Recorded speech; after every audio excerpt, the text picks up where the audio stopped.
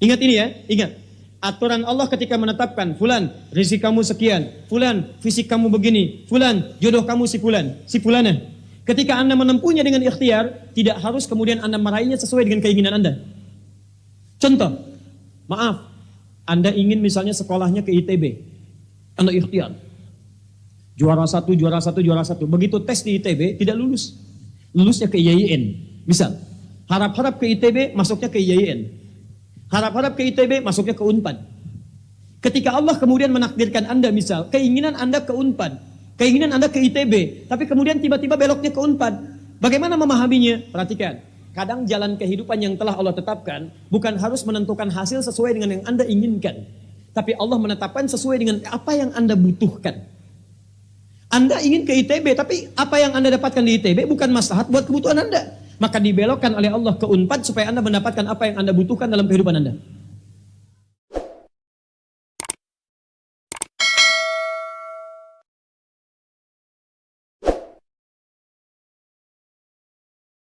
Quran surah ke-57 Al-Hadid ayat ke-22. Quran surah ke-2 Al-Baqarah ayat 286. Quran surah ke-3 Ali Imran ayat 142, posisi paling kiri sebelah atas. Baik, saya mulai dari Quran surah Al-Hadid surah 57 ayat 22. Ma asaba min musibatin, tidak pernah ditetapkan satu kejadian, awas hati-hati, di bumi fil ardi wala fi anfusikum, atau menimpa dirimu, illa fi kitabin min qabli an nabra'aha, kecuali semua itu telah tertuliskan di dalam kitab sebelum semuanya nampak dalam kehidupan. Ayat ini ingin memberikan gambaran bahwa semua kejadian-kejadian yang terjadi di muka bumi ini, termasuk dalam terkait aktivitas kita, termasuk dalam pencarian jodoh kita, semuanya telah tertuliskan, diatur oleh Allah Subhanahu wa taala. Singkatnya, semua ada dalam aturan Allah.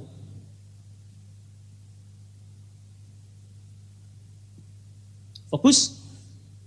Lihat, Allah telah mengatur si fulan hidup sekian, sekian, sekian. Meninggal sekian, sekian, sekian. Rizkinya sekian. Jodohnya akan mendapatkan sekian, sekian, sekian. Sebagian tidak bisa diikhtiarkan seperti ajal. Ajal nggak ada ikhtiarnya. Di Anda tidak bisa ikhtiar untuk bisa menunda atau mempercepat ajal. Langsung. Nggak bisa diintervensi. Sebagian ada yang harus diikhtiarkan. Hukumnya sudah ada. Cuman kita tidak tahu bagaimana dengan takdir yang telah Allah tetapkan. Maka untuk mendapatinya, maka ikhtiar kita untuk meraihnya. Maka ada sesuatu yang ditempuhnya dengan cara ikhtiar. Di antaranya ini, jodoh. Masya Allah. Allah telah tetapkan jodoh kita, diatur oleh Allah. Ini yang terbaik untuk kehidupan kamu. Tapi Allah merahasiakan kepada kita, siapa jodoh yang dimaksudkan. Maka kita berikhtiar, yang dengan ikhtiar itu ada pahala didapatkan. Saya ulang, ada pahala didapatkan, ada kenikmatan dalam mencarinya. Bayangkan kalau kemudian nikah aja tiba-tiba tanpa ada pencarian. Antum gak akan pernah merasakan bagaimana nikmatnya ta'aruf, bagaimana nikmatnya mengenal, bagaimana mencari, bagaimana pahala bersabar, bagaimana nikmatnya berdoa, bagaimana istikharah dalam menentukan jodoh kita. Itu semua menghasilkan pahala dalam kehidupan kita. Maka yang pertama, lihat, ketentuan Allah yang pertama, apapun ikhtiar yang telah Anda tempuh, maka semua ikhtiar ini tetap tidak akan keluar dari aturan Allah Subhanahu wa taala. Jadi kalau antum tadi sudah menunggu selama 4 tahun tanpa komunikasi, Masya Allah, sudah siap melamar, tiba-tiba Masya Allah dibalap oleh orang lain. Tolong. Fokus. Maka bagaimana cara memahaminya? Perhatikan. Ikhtiar yang Allah tetapkan dalam aturan yang dibuat tadi, boleh jadi tidak harus selalu menyampaikan kita pada tujuan yang kita inginkan. Karena aturan Allah itu ketika ditetapkan akan bersanding dengan maslahat bagi kehidupan kita yang menjalaninya. Ingat ini ya, ingat. Aturan Allah ketika menetapkan, fulan, rezeki kamu sekian, fulan, fisik kamu begini, fulan, jodoh kamu si fulan, si fulana. Ketika Anda menempuhnya dengan ikhtiar, tidak harus kemudian Anda meraihnya sesuai dengan keinginan Anda. Contoh, maaf, Anda ingin misalnya sekolahnya ke ITB. Anda ikhtiar. Juara satu, juara satu, juara satu. Begitu tes di ITB, tidak lulus. Lulusnya ke IAIN. Misal, Harap-harap ke ITB, masuknya ke IAIN. Harap-harap ke ITB, masuknya ke Unpad.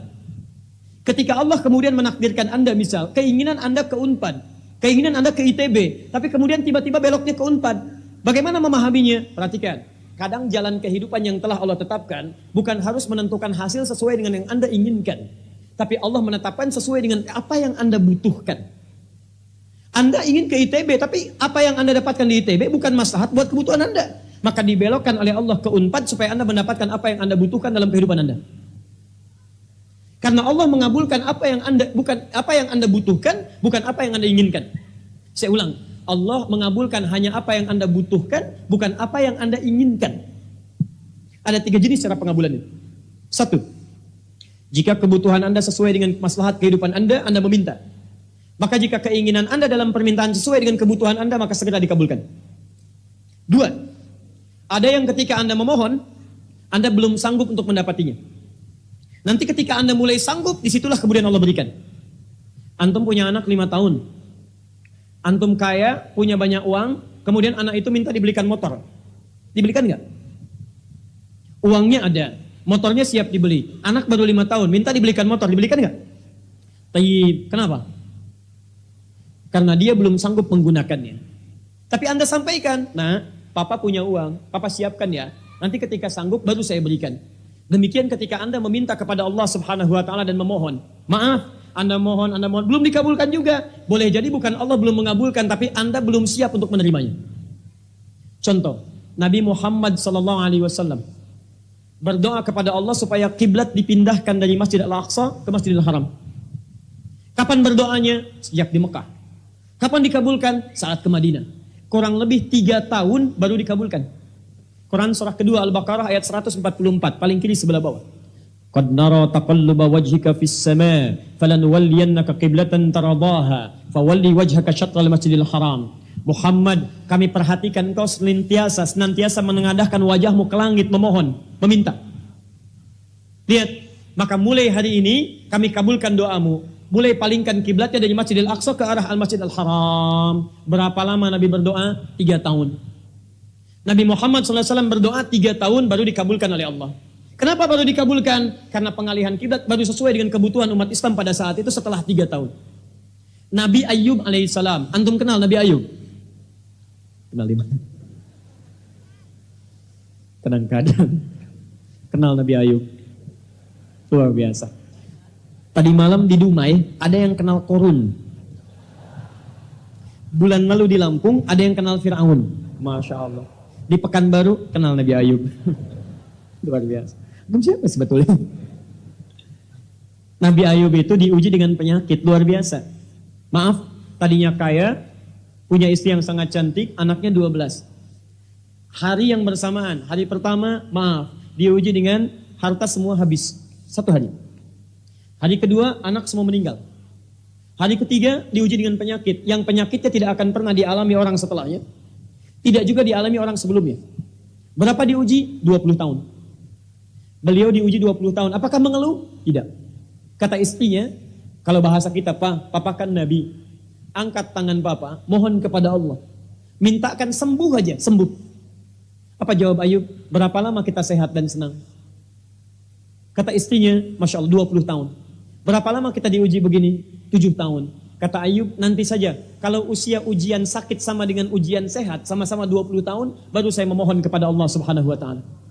Anda bisa bayangkan, Nabi Ayub, Nabi, Rasul, dekat dengan Allah, jaminannya surga, surga tingkat tinggi, diberikan ujian 20 tahun, beliau bersabar dan tetap ibadah. Antum, Masya Allah, mahasiswa, baru semester 5. Bukan Nabi, bukan Rasul, surga belum jelas, amalan masih berantakan, hisab masih menegangkan, surga belum ada jaminan, baru 4 tahun.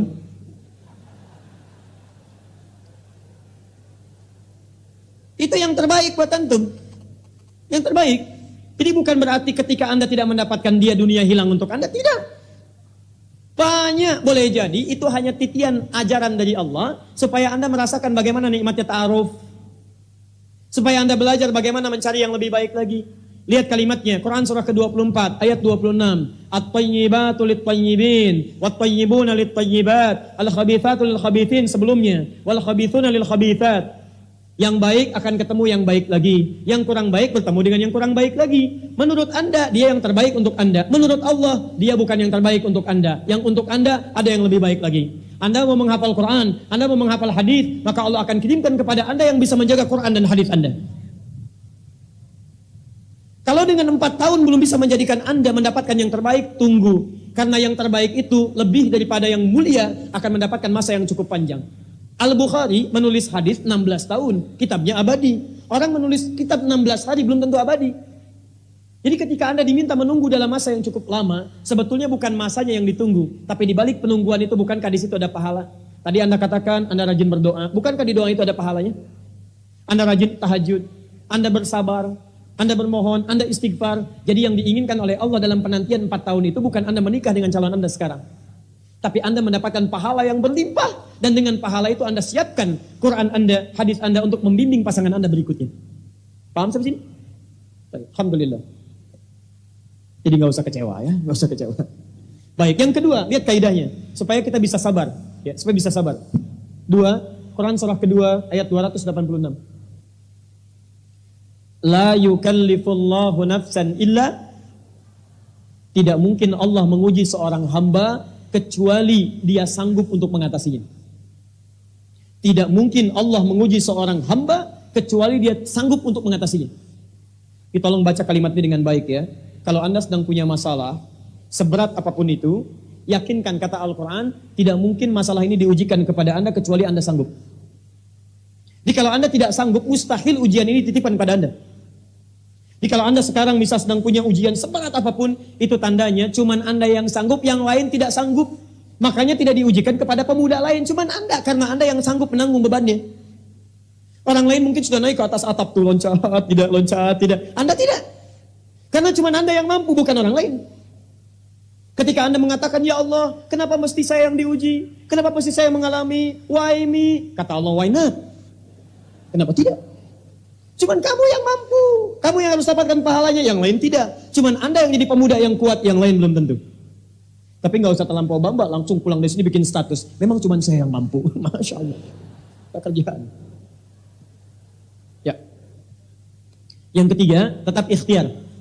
Quran surah 49 ayat ke-13. Jadi jangan sampai, maaf, ya, peluang Anda tidak mendapatkan yang tadi Anda telah harapkan, menjadikan Anda putus dalam berikhtiar. Cari, masih banyak perempuan semuka bumi. Masa tidak ada yang cocok untuk Anda? Lihat, ya ayuhan nasu inna khalaqnakum min dzakarin wa unsya wa untha wa ja'alnakum syu'uban wa qabail lita'arafu. Hai manusia, kami ciptakan engkau laki-laki, ada perempuan jodohmu. Dan kami pisahkan berbeda-beda daerah.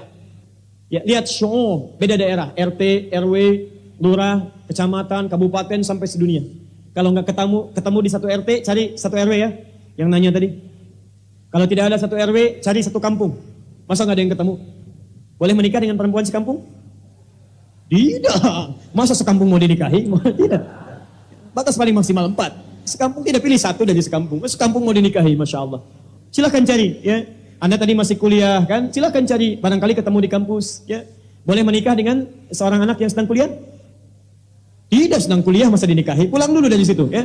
Pulang dari kampus. Baik-baik di rumah baru nikah. Ini di kampus mau dinikahi. Ya. Cari silakan. Gak ketemu misalnya, mohon maaf, ya, satu kecamatan, kabupaten. Gak ketemu beda provinsi. Anda orang Riau, mungkin jodoh Anda ada di Jawa. Cari. Ta'aruf. Gak ada di Jawa, ada di Sumatera. Gak ada Sumatera, ada di Papua. Luas. Indonesia terbentang 5.200.000 kilometer persegi. Luasnya. Kata Ahmad Mansur Surya Negara, pakar sejarah, dalam bukunya Api Sejarah, halaman ke-19. Paragraf yang kedua, baris 1 sampai 3, paling kanan sebelah atas. Luas Indonesia itu daratnya 2 juta kilometer persegi, lautnya 3.200.000 kilometer persegi. Daratan dan lautan, Masya Allah, 5.200.000 kilometer persegi. Masa nggak ketemu? Pulaunya 13.677 pulau. Itu belum termasuk Pulau Gadung dan Pulau Gebang. Ada semua. Nggak ada di Asia Tenggara, nggak ada Asia Tenggara di Asia, nggak ada Asia Amerika, nggak ada Amerika di Eropa, nggak ada Eropa di Afrika. Masa nggak ada yang cocok? Kalau tidak ada, mungkin antum ahli surga. Karena itu pun jodoh antum pun bidadari surga. Masya Allah. Tapi sebelum ke surga, baiknya menikah dulu di dunia ya. Ya, sebelum kiamat kurang 2 hari.